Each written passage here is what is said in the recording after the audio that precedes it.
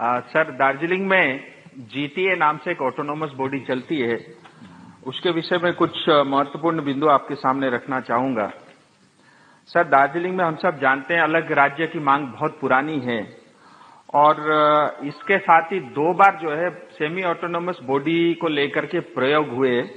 88 के अंदर में एक बार दार्जिलिंग गोरखा हिल काउंसिल और 2012 में केंद्र सरकार, पश्चिम बंगाल सरकार और दार्जिलिंग के जो वहां के लोकल पॉलिटिकल पार्टी, उनके माध्यम से जो है जीटीए बना और 2017 में जीटीए का अस्तित्व खत्म हो चुका है और जो उसके मेन सिग्नेटरी थे उन्होंने भी जीटीए से पूरी तरह त्यागपत्र दे दिया और जीटीए को डिसॉल्व कर दिया। लेकिन हुआ यूं कि 2017 के बाद दार्जिलिंग के ऊपर में एक ग्रहण सा लग गया और पश्चिम बंगाल की टीएमसी सरकार उसको लेकर के राजनीति कर रही। वैसे भी टीएमसी का कभी भी गोरखा के प्रति जो है अच्छा व्यवहार नहीं रहा और 2017 के बाद बगैर चुनाव के अभी तक जो है जीटीए नॉन इलेक्टेड व्यक्ति, कभी ब्यूरोक्रेट को या अपने पॉलिटिकल जो उनके मित्र हैं उनको बिठा करके चलाया जा रहा है और इसकी वजह से क्षेत्र की जनता का बहुत नुकसान हुआ है। और अभी हाल ही में केंद्र सरकार, पश्चिम बंगाल सरकार और वहां के जो अलायंस पार्टी है उनके बीच में ट्राइपेटाइट टॉक स्टार्ट हुआ है कि दार्जिलिंग तराई डूवर्स की जो लंबे समय से चली आ रही मांग है उसका कोई राजनीतिक समाधान निकाला जाए इसको लेकर के, और ये वार्ता चल भी रही है।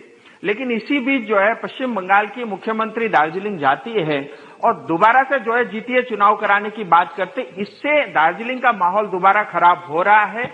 मैं आपके माध्यम से केंद्र सरकार से निवेदन करता हूं कि जीटीए का चुनाव जो है बिल्कुल नहीं होना चाहिए, उसको पूरी तरह केंद्र सरकार खारिज कर दे क्योंकि केंद्र सरकार भी उसमें सिग्नेटरी है। दूसरी बात, जो स्थायी राजनीतिक समाधान होगा सर, 1 मिनट, उससे राष्ट्र का भला होगा, गोरखाओं का भला होगा, उस क्षेत्र में रहने वाले जनताओं का भला होगा और इससे सिक्किम का भी बहुत फायदा होगा क्योंकि जाने अनजाने सिक्किम के ऊपर में भी बहुत नुकसान जो है होता रहा है। बहुत बहुत धन्यवाद। नमस्ते, म मनोज बोगटी ब्ल्याक एन्ड व्हाइटमा तपाईलाई स्वागत गर्छु। पहिलो कुरा हो, जीटीए हटाउने एउटै उपाय छ, छुट्टै राज्य गोर्खाल्यान्ड। सांसद राजु विष्टले सदनमा 0 आवरमा नबोलेर सदनमा गोर्खाल्यान्डको बिल प्रस्तुत गरेर त्यसमा भाजपाको राज्यसभा, लोकसभा सांसदहरूले समर्थन जनाउने बित्तिकै जीटीए हट्छ। जबसम्म यसो गर्दैन तबसम्म जीटीए जिउँदो रहन्छ। सांसद राजु विष्ट भारतीय जनता पार्टी वा यसका गठबन्धनका दललाई जीटीए सबैभन्दा ठुलो समस्या लाग्छ भने यसलाई हटाउने कानुनी प्रशासनिक विधि अपनाउनु पर्यो। किनभने जीटीए त्यति बेला मात्र हट्छ जब जीटीए सभाले विघटनको प्रस्ताव ल्याउँछ र विधायक मार्फत विधानसभा र सांसद मार्फत लोकसभामा यो प्रस्तावना राख्छ र त्रिपक्षीय वार्ता सुरु हुन्छ। जीटीए विघटनको वार्तामा जीटीए भङ्ग गर्नुको भ्यालिड रिजन राख्नुपर्छ। त्यो रिजनमाथि छलफल हुन्छ र बहुसङ्ख्याले त्यसमा जे निर्णय गर्छ त्यही हुन्छ। जीटीए बनाउँदा 3 पक्षले बनाएको हो, केन्द्र, राज्य र यसको माग दाबी गर्ने पक्ष। 3 मध्ये 2ले भङ्ग गर्ने निर्णय गर्यो भने भङ्ग हुन्छ। जीटीए कुनै स्टोरबाट ल्याएको सामान जस्तो होइन, यो कानुन बनाएर लागू गरिएको हो। सरकारले गैर कानुनी काम गर्दैन, असंवैधानिक काम गर्दैन।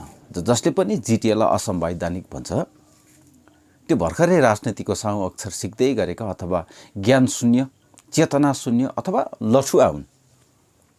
अघिबाटै दागो पापा ऐन हुँदाहुँदै कसरी जीटीए ऐन बनियो भन्ने प्रश्न गर्दै गोरामुमोले मुद्दा हालेको। सरकार जे चाहन्छ त्यो हुन्छ, गोरामुमो के चाहन्छ त्यो हुँदैन। जीटीए बारे बुझ्न चाहनेले जीटीए ऐन पढे भइहाल्छ। बुझ्नुपर्ने कुरा, विमल गुरुङहरूले जीटीएको पदबाट राजीनामा दिएका हुन्। टिचरले राजीनामा दिँदा स्कुल भङ्ग हुँदैन। मैले राजीनामा दिइसकेँ, अब स्कुल चलाउनु हुँदैन जसले भन्छ ऊ पट मूर्ख हो। पहाडमा यस्ता मूर्ख नेताहरू दर्जनौं छन्। विमल गुरुङले पदबाट राजीनामा दिँदा जीटीए भङ्ग हुँदैन, हामीले राजीनामा दिएर छोडिसकेको जीटीए चल्नु हुँदैन भन्नु पट मूर्खता हो। सरकारी र कानुनी हिसाबमा जीटीएको पदबाट राजीनामा दिनु भनेको चलाउन सक्दिन भन्नु हो। चलाउनेले छोडेपछि स्वाभाविक रूपले जिटिए सञ्चालनमा अनियमितता आउँछ। जिटिए जिउँदो छ र त्यो अनियमित छ। राज्य सरकारले प्रशासक राखेर चलाएकोले वा नोमिनेट गरेर एउटा व्यक्तिको भरमा जिटिए राखेकोले अनियमित भएको हो। जिटिए राज्य र केन्द्रको कोषले चल्छ। निकाय अनियमित भएपछि कोष अनियमित हुन्छ। कोष अनियमित भएपछि यसको क्षमता खुम्चिन्छ। क्षमता खुम्चिँदा यसले जनताले सोचेको हिसाबले काम गर्न सक्दैन अथवा गर्न पाउँदैन। जिटिए जसको हातमा जान्छ त्यो त्यसरी नै चल्छ। अहिलेसम्म जिटिए बहादुरको हातमा नरियल बनेको छ। राज्य सरकारको गल्ती हो धेरै समयसम्म मनोनितको भरमा यो निकाय चलाउनु अथवा प्रशासक राखेर चलाउनु। पहाडलाई दिएको व्यवस्था हो, पहाडले नै यसलाई चलाउन सकेन। 2017 को द्वन्द्वले जुन राजनैतिक अस्थिरता निम्तायो त्यही अस्थिरता देखाएर राज्य सरकारले चुनाव गरेन। चुनाव नगरी यसरी राज्य सरकारले जिटिए चलाउनु पाउँदैन। यो निर्वाचित सदस्यहरूले चलाउने निकाय हो। निर्वाचन भनेको गणतन्त्रको सौन्दर्य हो। जिटिएको निर्वाचन हुनु गणतान्त्रिक पद्धति हो। यो पद्धतिलाई रोक्नु चाहिँ अगणतान्त्रिक काम हो। जसकोमा यति जेनरल नलेज छ ऊ सचेत हो भनेर बुझ्दा हुन्छ, जसकोमा छैन ऊ अचेत हो भनेर पनि बुझ्दा हुन्छ। जिटिएलाई लिएर भाजपाको दुईवटा दृष्टिकोण छ। एउटा हो जिटिए अगणतान्त्रिक रूपले चलिरहेको छ, यो गणतान्त्रिक रूपले चल्नुपर्छ भन्ने। यो भनेको चाहिँ जिटिए चलाउनुपर्छ भनेको हो अथवा जिटिएको चुनाव हुनुपर्छ भनेको हो। अर्को हो जिटिए खारेज हुनुपर्छ भन्ने। यो भनेको जिटिएको ठाउँमा अर्को व्यवस्था ल्याउनुपर्छ भनेको हो।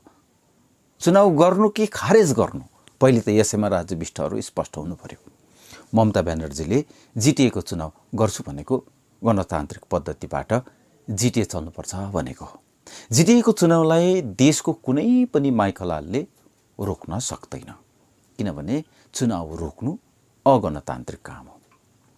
जिटिए भङ्ग हुनुपर्छ भने यसलाई भङ्ग गर्ने प्रोसिड्युर छ, त्यसलाई पालन गर्नुपर्छ। त्यो प्रोसिड्युरबारे मैले अघि माथि नै बताएँ, फेरि पनि बताउँछु। सांसद राजु विष्ट, विधायक निरज जिम्बा, बिपी बजगाई, गोरामुका नेता मन घिसिङ, क्रामकपाका नेता आरबी राई लगायत जसलाई पनि ममता ब्यानर्जीले पहाड, तराई र डुवर्सका गोर्खाहरूलाई अत्याचार गरेको छ भन्ने लाग्छ। यी तीन क्षेत्रका गोर्खाहरूलाई ममता ब्यानर्जीको अत्याचारबाट मुक्त गर्ने एउटै मात्र रामबाण तरिका छ, त्यो हो छुट्टै राज्यको बिल सदनमा पास गर्नु। तपाईहरूले छुट्टै राज्य गोर्खाल्यान्डको बिल पास गर्ने बित्तिकै यी तीन क्षेत्रमा ममता ब्यानर्जीको अत्याचार बन्द हुन्छ। किनभने गोर्खाल्यान्ड राज्यको नागरिकलाई बङ्गाल राज्यका मुख्यमन्त्रीले अत्याचार गर्न पाउन सक्दैन अथवा गर्न पाउँदैन। कति सिधा छ कुरा। अनि जिटिए अटोमेटिक खारेज हुन्छ। सम्पूर्ण समस्याको एउटै मात्र समाधान छ, त्यो हो छुट्टै राज्य गोर्खाल्यान्ड। सांसद राजु विष्टले बुझिराखे राम्रो।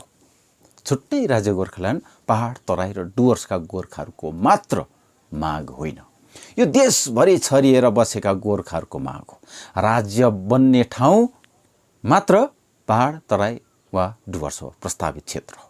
तर घिसिङदेखि विमलसम्म र विमलदेखि विष्टसम्म केन्द्रले मुद्दाको संवेदनशीलतालाई गलत हिसाबले बुझेर त्यसको समाधान खोज्ने काम गर्यो र गरिरहेको छ। राज्य र केन्द्रलाई लाग्छ छुट्टै राज्य गोर्खाल्यान्ड पहाड, तराई र डुवर्सका गोर्खाहरूको माग हो। यसैले यी तीन क्षेत्रका गोर्खाहरूलाई छुट्टै राज्य दिन सकिन्न। यसैले एउटा व्यवस्थाको परिकल्पना गरिन्छ, जो कि त दागुपापा कि त जिटिए हुन्छ। राजु विष्टहरूले परिकल्पना गरेको व्यवस्था पिपिएस हो। त्यो दागुपाप र जिटिए जस्तै व्यवस्था हो। त्यसमा नयाँ भन्ने एउटै मात्र कुरा हुन सक्ने सम्भावना छ। दागुपाप र जिटिए चाहिँ पहाडको लागि दिएको व्यवस्था थियो। विष्टहरूले ल्याउने व्यवस्थामा पहाड, तराई र डुवर्स मिलाउन सक्छ। पहिले पहाडको लागि मात्र व्यवस्था दिएको थियो, अब पहाड, तराई र डुवर्सको लागि दिने सम्भावना छ। नयाँ भनेको यति नै हुन सक्छ, तर व्यवस्था चाहिँ बङ्गालभित्रकै व्यवस्था। यो पिपिएसको बिल संसदमा पास गरेर गठन गरिएको हुँदो हो, त्यसो भने छुट्टै राज्य गठन गर्ने प्रक्रिया हुन्थ्यो। तर पिपिएस गठन गर्ने प्रक्रिया वार्ताको माध्यमबाट भइरहेको छ। अनि वार्तामा ममता ब्यानर्जीसित सल्लाह गरेर गरिँदैछ। राज्यसित सल्लाह त्यति बेला गरिन्छ जब व्यवस्था राज्यभित्र नै बनिन्छ। छुट्टै राज्य बनाउने हो भने राज्य सरकारसित सोध्नै पर्दैन। सङ्घीय प्रणालीमा राज्य र केन्द्रको अलग अलग क्षमता तोकिएको हुन्छ। नयाँ राज्य गठन गर्ने सवालमा केन्द्रले आफ्नो क्षमताको प्रयोग गर्न सक्छ, किनभने यो केन्द्रको विषयवस्तु हो। गरेको पनि छ, गरेको छैन भने केवल गोर्खाहरूको लागि गरेको छैन, गोर्खाल्यान्डको लागि गरेको छैन। राजु बिष्टले यहीँनिर जनतालाई छलेका छन्। बिष्टले अर्को कुरा पनि छलेका छन्। उनले गोर्खाल्यान्डबारे केन्द्रलाई गलत रूपले बुझाइरहेका छन्। अघिको भिडियो हेर्नुभयो भने थाहा पाइहाल्नुहुन्छ। सांसद राजु बिष्ट त गोर्खा हुन्। उनले सदनमा बोल्दा राज्य र केन्द्रले मुद्दामाथि बनाएको न्यारेटिभको आधारमा बोल्नुहुन्न। उनले सर्वभारतीय गोर्खाहरूको राष्ट्रिय चिनारी सुनिश्चित गर्न छुट्टै राज्यको माग गरिएको कुरा सदनलाई बताउनु पर्ने हो। तर राज्य र केन्द्रले जसरी सोच्छन् त्यही दृष्टिकोणबाट राजु बिष्टले पनि मुद्दालाई सम्बोधन गरिरहेका छन्। दागो पाप र जिटिए बनिनुको कारण हो केन्द्र र राज्यले छुट्टै राज्य गोर्खाल्यान्डको मुद्दालाई केवल पहाड तराई र डुवर्सका गोर्खाहरूको मात्र समस्या हो भनेर बुझ्नु। राज्य र केन्द्रले छुट्टै राज्यको मुद्दालाई क्षेत्रीय समस्यासित दाँजेर हेर्छ। त्यसैले समाधान पनि पहाड तराई र डुवर्सको लागि मात्र निकालिन्छ। त्यसरी निकालिएको समाधान हो दागो पाप पनि जिटिए पनि। सर्वभारतीय गोर्खाको माग हो देशभरिका गोर्खाहरूलाई जुन राष्ट्रिय पहिचानको सङ्कट छ त्यो सङ्कटबाट निजात पाउन पहाड तराई र डुवर्सको क्षेत्र मिलाएर एउटा छुट्टै राज्य गोर्खाल्यान्ड बनाउन। तर राजु बिष्ट भन्दैछन् पहाड तराई र डुवर्सका गोर्खाहरूको दीर्घकालीन माग हो छुट्टै राज्य। अर्थात् राजु बिष्टले पनि केन्द्रलाई त्यसरी नै बुझाइरहेका छन् जसरी राज्य र केन्द्रले यो मुद्दालाई बुझ्दै आइरहेको छ। अर्थात् छुट्टै राज्य केवल पहाड तराई र डुवर्सका गोर्खाहरूको माग हो। यसैले फेरि पनि यसको समाधान बङ्गालभित्र नै खोजिने अभ्यास सुरु भइसकेको छ। अक्टोबर वार्ता त्यसैको एउटा नमुना हो। यही कुरा बुझेर अहिले बिबी बजगाई बौठिरहेका छन्। तपाईँले देखिराख्नु भएको होला। अर्थात् फेरि पनि जसरी 86 र 2011मा धोका भयो, फेरि त्यस्तै धोकाको बाटोमा छन् राजु बिष्टहरू।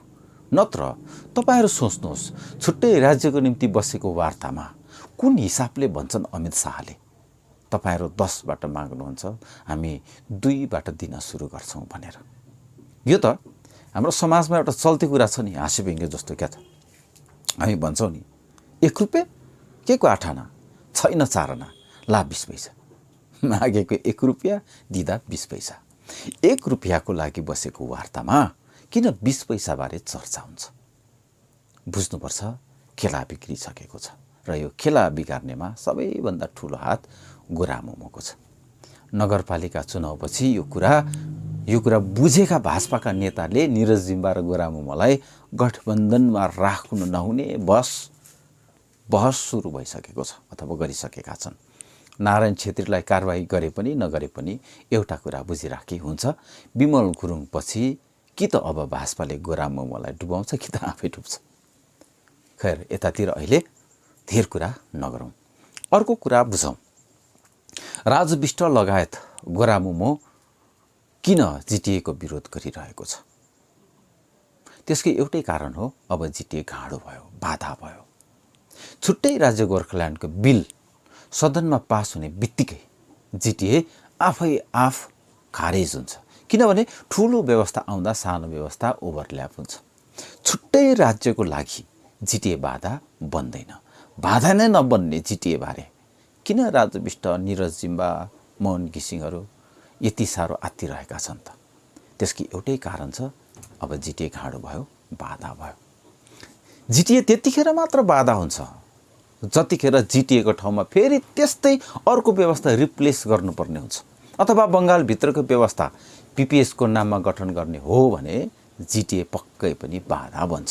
किनभने जिटिए हुँदाहुँदै अर्को व्यवस्था रिप्लेस गर्न सकिन्न। यसैले राजविष्टहरू चाहन्छन् जिटिए हटोस्। जिटिए हट्ने बित्तिकै अर्को बङ्गालभित्रकै व्यवस्था त्यसको ठाउँमा रिप्लेस गर्न सकियोस्। यसैले राजविष्ट सिग्नेटरीको कुरा गरिरहेका छन्। जिटिएको सिग्नेटरी हुन् केन्द्र, राज्य र मोर्चाका प्रतिनिधिहरू। दुर्भाग्यको कुरा, केन्द्र र मोर्चाका सिग्नेटरीले लु अब खारेज भन्ने बित्तिकै जिटिए खारेज हुने प्रावधान जिटिए कानुनमा छैन। किनभने संवैधानिक रूपले जिटिएलाई कानुन बनाएर राखिएको व्यवस्था हो। जिटिए खारेज गर्नलाई जिटिए सभाले भ्यालिड रिजन राखेर प्रस्ताव ल्याउनुपर्छ। यो प्रस्ताव ल्याउनको लागि जिटिएको चुनाव हुनुपर्छ र जो जो जिटिए सभामा पुग्छन् उनीहरूले यो प्रस्ताव ल्याउनुपर्छ। मानिलिउँ भाजपा र गोरामुमो अथवा गठबन्धनले जिटिए सभा गठन गर्यो र जिटिए खारेजीको प्रस्ताव पनि ल्यायो। अब सवाल उठ्छ, किन जिटिए खारेजीको प्रस्ताव ल्याए त? प्रस्ताव ल्याइ जिटिए त्यतिखेर खारेज गरिन्छ जति बेला जिटिएको ठाउँमा राज्यभित्रकै अर्को व्यवस्था ल्याइन्छ। यसको मतलब हो जिटिए सभामा प्रस्ताव ल्याएर जिटिए खारेज गर्नुको उद्देश्य भनेकै बङ्गालभित्रको अर्को व्यवस्था छिराउनु हुन्छ। छुट्टै राज्य गोर्खाल्यान्ड गठन गर्नको लागि त जिटिए बाधा होइन। जिटिए सभामा निर्वाचित सदस्यहरूले एकदमै राम्रोसित विकास गरिरहेको छ भने पनि, एकदमै राम्रोसित चलिरहेको छ भने पनि जब जिटिए क्षेत्रलाई छुट्टै राज्य गोर्खाल्यान्डको प्रस्तावित क्षेत्र मानेर छुट्टै राज्य गोर्खाल्यान्डको बिल सदनमा पास हुन्छ, जिटिए त्यति बेला पनि आफ खारेज हुन्छ। बुझ्नुपर्ने कुरा हो, छुट्टै राज्य गोर्खाल्यान्डको लागि जिटिए सभामा प्रस्ताव ल्याइ जिटिए खारेज गर्नै पर्दैन। विमल गुरुङको, विनय तामाङको, अनित थापाको रिसमा जिटिए खारेज हुनुपर्छ भन्नु राजनैतिक बयानबाजी मात्र हो। तर राजनैतिक बयानबाजीले जिटिए खारेज हुँदैन। जिटिए दुईवटा कारणले खारेज हुन्छ। छुट्टै राज्य गोर्खाल्यान्डको लागि सदनमा बिल पास गर्ने बित्तिकै यो खारेज हुन्छ, कि त बङ्गालभित्रकै व्यवस्था ल्याउनको लागि जिटिए खारेज गर्नुपर्ने हुन्छ। तर जबसम्म जिटिए खारेज हुँदैन तबसम्म यसको चुनावलाई कसैले पनि रोक्न सक्दैनन्।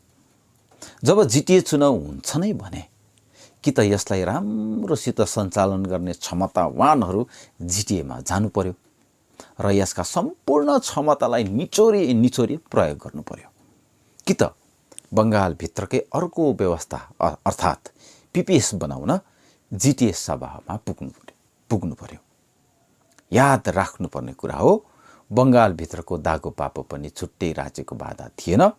बङ्गालभित्रको जिटिए पनि छुट्टै राज्य गोर्खाल्यान्डको बाधा होइन। बङ्गालभित्रको पिपिएस पनि छुट्टै राज्य गोर्खाल्यान्डको बाधा हुने छैन। सबैभन्दा उत्तम बाटो हो राजविष्ट वा भाजपाले सदनमा छुट्टै राज्यको बिल पास गर्नु। यसको लागि पहाड, तराई र डुवर्सका गोर्खा लगायत देशभरिका गोर्खाले दिनुपर्ने म्यान्डेट दिइसकेको छ। पहाडका दलहरूले गर्नुपर्ने काम जति सबै गरिसकेका छन्। अब गर्ने पालो राजविष्ट र भाजपाको हो। जबसम्म भाजपाले छुट्टै राज्यको बिल पास गर्दैन तबसम्म जिटिए मस्तसित चलाउन सकिन्छ। यस हिसाबले भाजपा र यसका गठबन्धनले छुट्टै राज्य गोर्खाल्यान्डको बिल ल्याउन सारा ऊर्जा लगाउनु पर्यो। तर यतातिर ऊर्जा नलगाएर पहाडको निकायतिर ऊर्जा लगायो भने चाहिँ बुझ्नुपर्छ मुद्दा बेचिसकेका छन् उनीहरूले। आजलाई यति। पञ्चायत र अन्य विषयमा पनि विश्लेषण गर्नेछु। खबर म्यागजिन युट्युब च्यानल हेर्न नभुल्नुहोला। जसलाई पनि यो विश्लेषण मनपर्छ सेयर गरिदिनु होला। फेसबुक, व्हाट्सएप, ट्विटरमा लिङ्क पोस्ट गरिदिनु होला अथवा बाँडिदिनु होला। तपाईँको यही मायाले खबर म्यागजिन जिउँदो बन्नेछ। धन्यवाद।